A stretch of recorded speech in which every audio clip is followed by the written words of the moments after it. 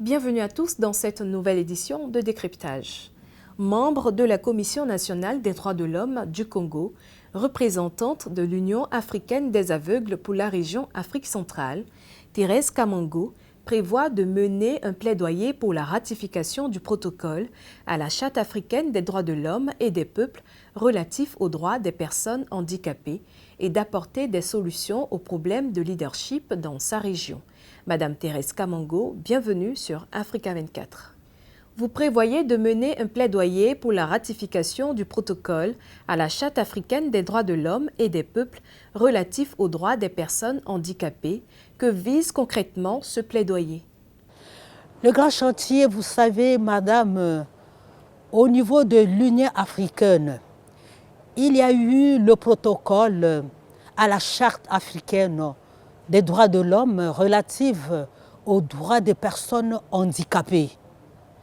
Alors, dans la sous-région Afrique centrale, il y a à peine, si je ne me trompe pas, 3 pays que les présidents ont ratifié ce protocole. Il y a le Congo-Brazzaville qui a ratifié ce protocole, il y a la Centrafrique qui a ratifié ce protocole et il y a le Burundi qui a ratifié aussi le protocole. Alors, dans ma sous-région Afrique centrale, il y a 9 pays. Donc c'est un chantier, on doit faire beaucoup de plaidoyer dans ces pays qui n'ont pas encore ratifié et signé, si je ne me trompe pas, ce protocole. Parce que dans ce protocole, à l'article 17 du protocole à la Charte africaine aux droits de l'homme et des personnes handicapées, on parle du plaidoyer, on doit faire le plaidoyer à la santé. La santé, par exemple, reproductive et sexuelle.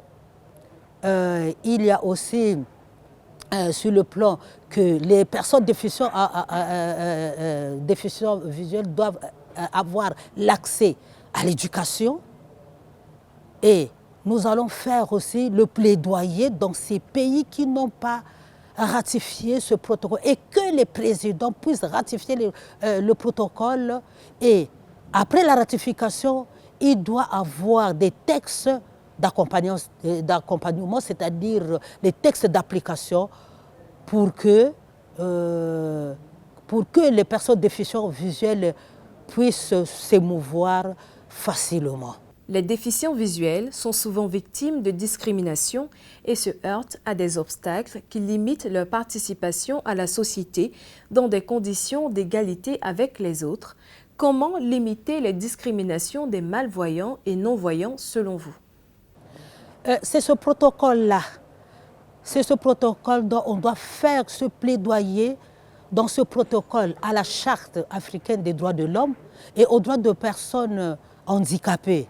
Mais puisque ce sont les 53 pays, c'est-à-dire les présidents qui ont signé et les autres n'ont pas ratifié, et quand ces pays-là de l'Afrique vont ratifier, ils vont mettre les textes en application, moi je pense que le problème d'exclusion, de rejet, va petit à petit diminuer parce que nous-mêmes, les personnes handicapées, nous devons connaître ces lois.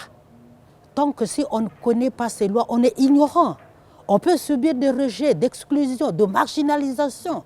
Mais si nous ne connaissons pas nos droits, comment nous devons défendre notre cause? Alors c'est difficile. Donc le grand travail, c'est de faire le plaidoyer de ce protocole une fois.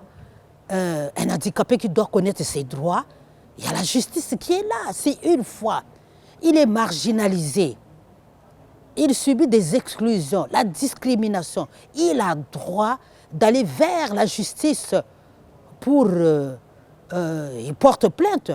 Parce que nous sommes tous égaux, malgré l'handicap qui est en nous. Mais moi je dis que nous sommes égaux, nous qui ne voyons pas. Il y a la tête qui fonctionne. Donc, on peut faire tout ce que les valides peuvent faire. Donc, il n'y a pas d'exclusion, il n'y a pas de rejet, il n'y a pas de discrimination. Et on parle de tous ces articles dans ce protocole. Donc, c'est un vaste chantier. Partant de votre expérience, quelle est votre vision de la place de la femme handicapée visuelle dans la société? C'est pas facile quand on est femme, alors il y a la première des choses, il faut accepter l'handicap. Dès que vous acceptez l'handicap, vous allez de l'avant. Mais si vous n'acceptez pas l'handicap, vous reculez. Il faut vous dire en tant que femme, je peux et je dois. Et il faut la confiance en soi. Voilà, je pense que c'est ces trois mots.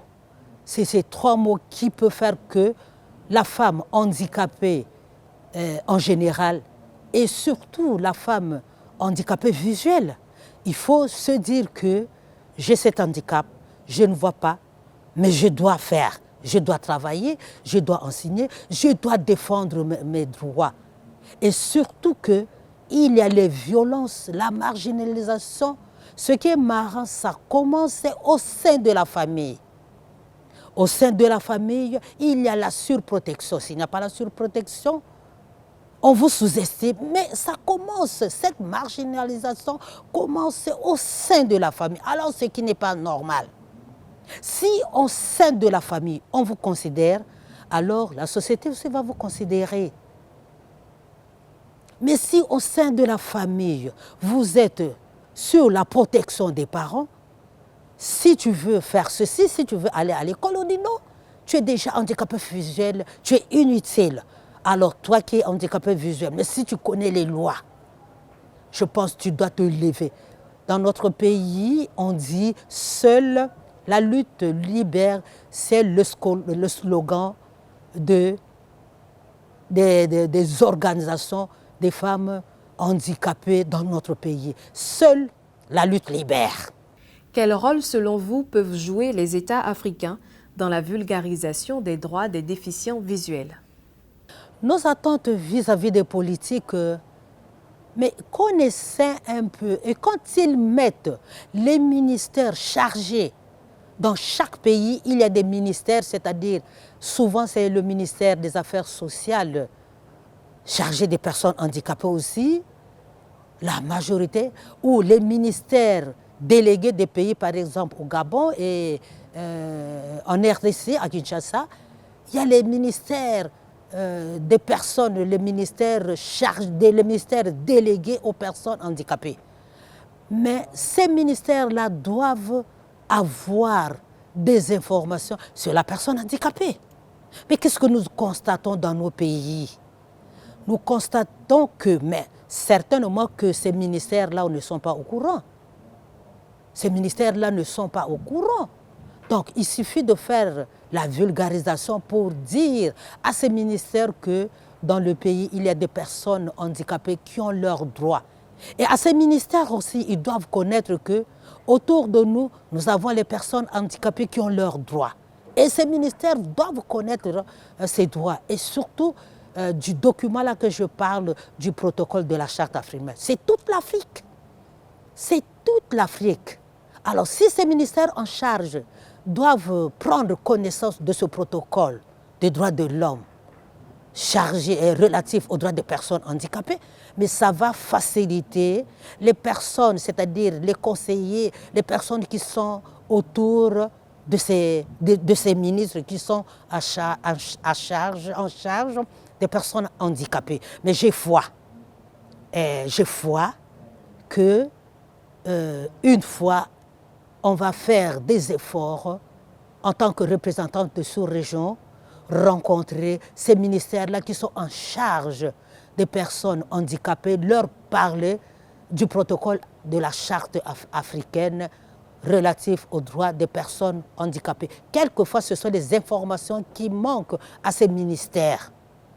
Donc voilà, donc je ne peux pas dire que ces ministères ont tort, non, mais quelquefois, ça leur manque les informations, comment gérer la personne handicapée. Madame Thérèse Kamango, merci d'avoir répondu aux questions d'Africa 24. Merci à toutes et à tous d'avoir suivi cette édition de Décryptage. Retrouvez l'intégralité de nos programmes sur Africa 24 et africa24tv.com.